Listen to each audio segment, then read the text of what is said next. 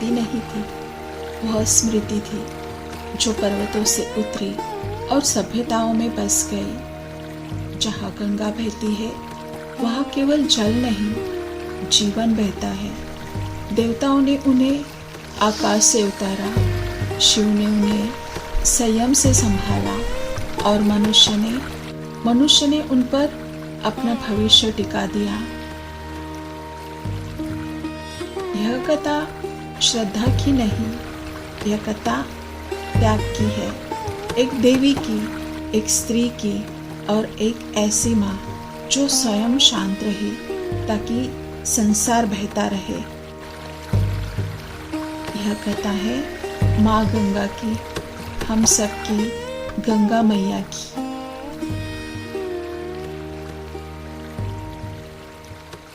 लोग कहते हैं गंगा पवित्र है, गंगा सबका पाप धो देती है, गंगा जीवन देती है।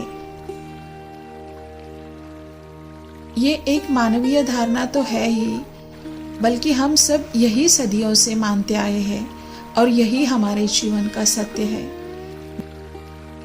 गंगा केवल जल नहीं थी, वह एक चेतना थी, संतुलन थी और इस सृष्टि की धारा थी। देवताओं के लिए वो एक शक्ति थी, ऋषियों के लिए गंगा तप का साधन थी और मनुष्य के लिए थी मोक्ष का मार्ग।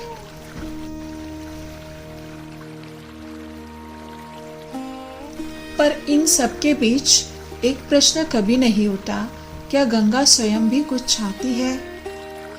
जब गंगा ने स्वर्ग का वैभव छोड़कर पृथ्वी पर आने का निर्णय लिया तो यह कोई दंड नहीं था, यह एक चयन था, एक देवी का मानव जीवन को निकट से जानने का चयन।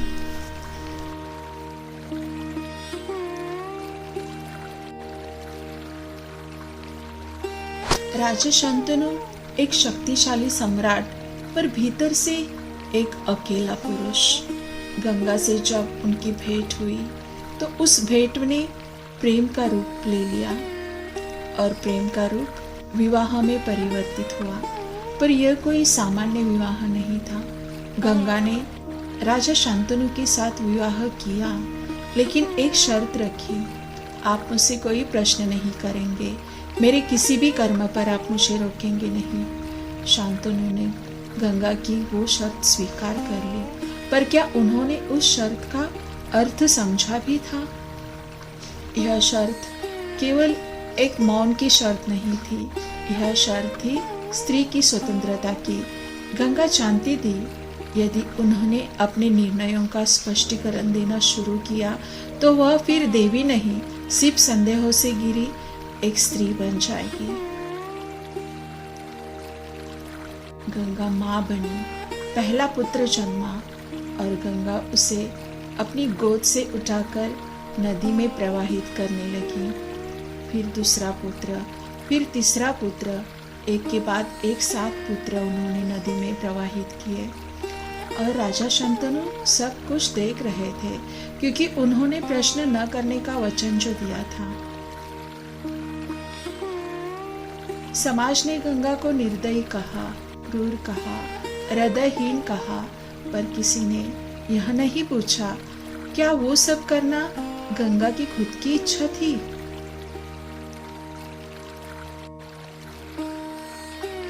दरअसल सत्य यह था कि ये पुत्र वसु थे, एक शाप से बंधे हुए थे और गंगा माँ उन्हें बस मुक्त कर रही थी। वसु अर्थात शापित देव, प्रकृति की शक्तियाँ। यहाँ पे एक स्पष्टता करनी जरूरी है, ये जो गंगा के 7 पुत्र थे वो कोई साधारण बालक नहीं थे, वे वसु थे, अर्थात शाप के कारण मानव रूप में आए हुए देव थे। गंगा ने उन्हें जल में प्रवाहित किया ताकि वे शीघ्र मुक्त होकर अपने दिव्य लोक लौट सकें। पर एक माँ के लिए ज्ञान और विवशता के बीच कोई भी पुल नहीं होता।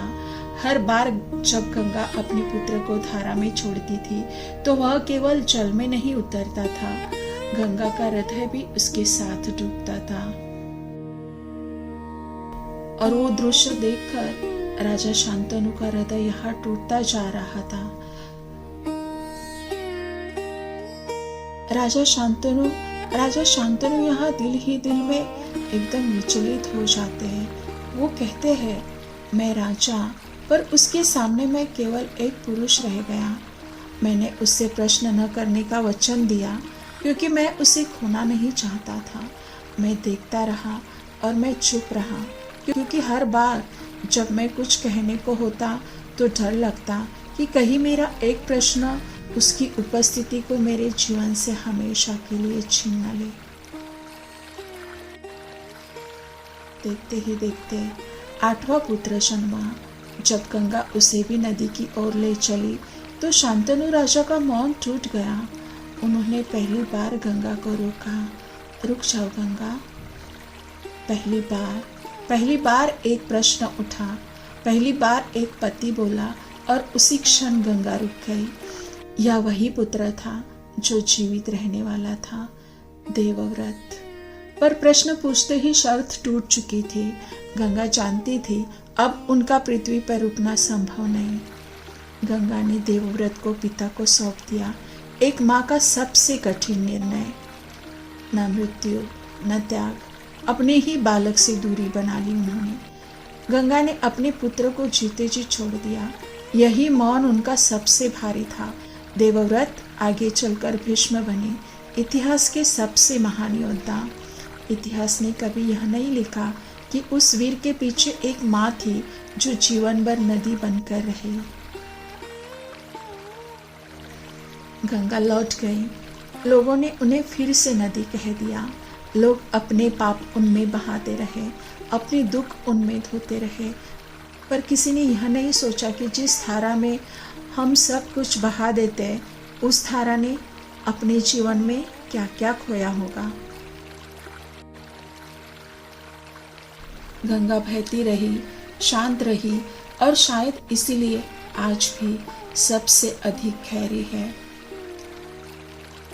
दोस्तों, गंगा केवल चल नहीं थी, उसका वेग असीम था, इतनी प्रबल, इतनी तीव्र कि वो सीधे धरती पर उतरती तो शायद धरती माँ भी टूट जाती। देवताओं को यह ज्ञात था गंगा को रोका नहीं जा सकता, पर संभाला जरूर जा सकता है। तभी गंगा को शिव की ओर ले जाया गया। शिव, जिन्होंने संसार का वेश पिया, जिन्होंने संहार को भी धैर्य में बदला। जब गंगा स्वर्ग से उतरी तो उन्होंने स्वयं को शिव की जटाओं में समर्पित किया। यह समर्पण कमजोरी नहीं था, यह एक सहमति थी कि वेग को दिशा दी जाए, कि शक्ति को संतुलन मिले।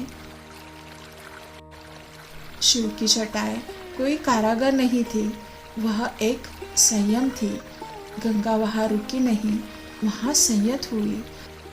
और जब वह शिव की जटाओं से धाराओं में भटी हुई पृथ्वी पर उतरी, तब वह विनाश नहीं बल्कि जीवन बन चुकी थी। यही कारण है कि गंगा को शिव की पत्नी नहीं, शिव की शक्ति कहा जाता है। जहाँ गंगा वेग है वही शिव धैर्य है, जहाँ गंगा प्रवाह है वही शिव स्थिरता है। और शायद इसी संतुलन के कारण गंगा पृथ्वी की माँ बन सकी। पर विडंबना यह रही, जो गंगा संसार को बचाने के लिए शिव की जटाओं में उतरी, उसी गंगा को जब अपने जीवन में सहारा चाहिए था तो संसार ने उसे केवल नदी कहकर देखना ही पर्याप्त समझा। यहाँ ये कहना गलत नहीं होगा, शिव ने गंगा को बांधा नहीं, उन्होंने गंगा को टूटने से बचाया था। अब आते हैं हमारे इस एपिसोड के सबसे महत्वपूर्ण बात पे कि गंगा मैया वापस धरती पर कैसे आई। उसका कारण था राजा भगीरथ, जो इक्ष्वाकु वंश के राजा थे, जो अपने पूर्वजों को मुक्ति दिलाना चाहते थे। उनके पूर्वज अशांत अस्थियों में फंसे हुए थे। उन्हें मुक्ति तब मिल सकती थी जब माँ गंगा का पावन जल उनकी अस्थियों को स्पर्श करता। इसीलिए राजा भगीरथ ने लंबी, कठोर और निस्वार्थ तपस्या की। उनकी तपस्या का उद्देश्य स्वयं के लिए नहीं था, ना ही किसी युद्ध के लिए, ना ही किसी यश के लिए था, बल्कि पूर्वजों की शांति के लिए था। और यही कारण है कि उनकी तपस्या को इतना महान माना गया। भगीरथ की तपस्या से गंगा प्रसन्न हुई। उन्होंने पृथ्वी पर आने की स्वीकृति दी। पर समस्या यह थी, यदि गंगा सीधे पृथ्वी पर उतरती तो विनाश निश्चित था। यही पर शिव का प्रवेश होता है। शिव ने गंगा को अपनी जटाओं में धारण किया, उनके वेग को संतुलित किया और फिर गंगा को धाराओं में बांट कर पृथ्वी पर प्रवाहित किया। यहाँ ध्यान देने वाली बात यह है, गंगा भगीरथ के लिए आई, शिव के कारण संभव हो पाई और पृथ्वी के लिए वो जीवन बन गई। यानी कि गंगा का पृथ्वी पर आना किसी एक व्यक्ति की नहीं, 3 शक्तियों की संयुक्त कथा है। जहाँ राजा भगीरथ की तपस्या, वहाँ शिव का संतुलन था और गंगा मैया की करुणा भी थी। गंगा भगीरथ की पुकार पर उतरी, पर जब पृथ्वी पर आई तो उन्होंने केवल एक वंश नहीं, पूरे संसार का भार अपने ऊपर लिया। यहाँ हम बताना चाहेंगे आपको कि यह संयोग किस प्रकार बनता है।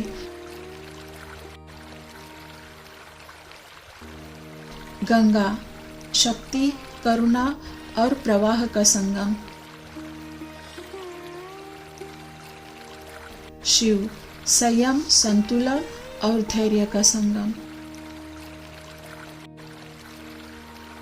और राजा भगीरथ तप, प्रयोजन और मानवीय प्रार्थना। तीनों अलग अलग नहीं, ये तीनों भी एक दूसरे के बिना अधूरे हैं। पर गंगा का पृथ्वी पर आना केवल देवताओं का निर्णय नहीं था, इसके पीछे एक मनुष्य की तपस्या थी और वो थे राजा भगीरथ। यदि भगीरथ कारण थे तो शिव संतुलन थे। गंगा मैया करुणा थी और इन तीनों के बिना पृथ्वी पर जीवन संभव नहीं था। इतिहास में भगीरथ की तपस्या गाई गई, शिव की महिमा को पूछा गया, पर गंगा का मौन हमेशा सिर्फ बहता रहा। गंगा को किसी एक कथा में बांधना संभव नहीं है। वह भगीरथ की तपस्या का उत्तर भी है, शिव के संयम की स्वीकृति भी है और एक स्त्री का अनकहा त्याग भी। इतिहास ने भगीरथ को याद रखा, शिव को पूछा, पर गंगा को केवल बहने दिया। शायद इसीलिए, क्योंकि कुछ स्त्रियां उत्तर नहीं बनती, वो बस आधार बन जाती है। गंगा भी ऐसी ही थी, बहती रही और संसार उन पर टिककर जीता रहा।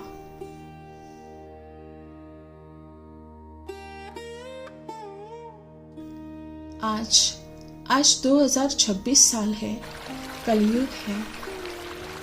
गंगा आज भी बहती है, पहाड़ों से उतरकर, मैदानों से गुजरकर, शहरों के बीच से होकर। बस आज हम बदल गए हैं। घाट घाट पर हम आरती करते हैं, दीप जलाते हैं, फूल चढ़ाते हैं, हम गंगा को माँ कहते हैं, लेकिन उसी जल में हम वो सब भी छोड़ देते जो कोई माँ अपने भीतर कभी स्वीकार नहीं करती। प्लास्टिक, रंग, झाग और वो सब जिसे हम नजरअंदाज कर देते। यह कोई आरोप नहीं है, यह गुस्सा नहीं है, यह सिर्फ एक सच्चाई है। गंगा को देवताओं ने उतारा, शिव ने संभाला, भगीरथ ने तप से पाया और अब गंगा को संभालना हमारी बारी है। गंगा को बचाने के लिए न बड़े नारे चाहिए, न ऊंची आवाज, बस थोड़ा सा अगर ध्यान देंगे ना, तो गंगा नदी सिर्फ नदी नहीं, वह स्मृति और हम सबका आधार बनेगी। और हाँ, सबसे ज्यादा हमारी जिम्मेदारी बनेगी। यह वीडियो यह उत्तर नहीं देता, सिर्फ यह एक प्रश्न छोड़ जाता है। जब गंगा हमारे लिए इतना कुछ थी, तो हम सब गंगा के लिए क्या है? गौर कीजिएगा।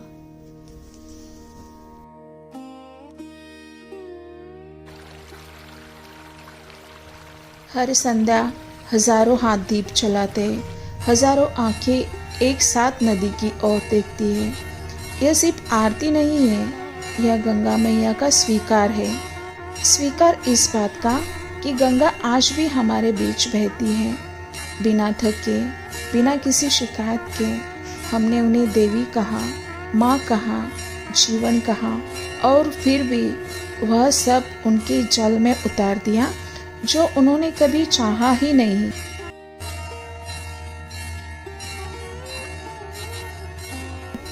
लेकिन गंगा आज भी आरती स्वीकार करती है, आज भी दीपों की रोशनी अपने भीतर समेट लेती है, क्योंकि वो माँ है, और माँ सब माफ कर देती है। शायद इसीलिए हर शाम उनके तट पर इतनी भीड़ जुटती है। वो प्रार्थना करने नहीं, शांत होने की भीड़ होती है। गंगा हमसे कुछ नहीं मांगती, ना ही वचन और ना ही कोई शपथ, बस थोड़ा सा सम्मान। क्योंकि जब दीप बुझ जाते हैं, घंटियाँ थम जाती हैं और भीड़ लौट जाती है, तब भी गंगा बहती रहती है।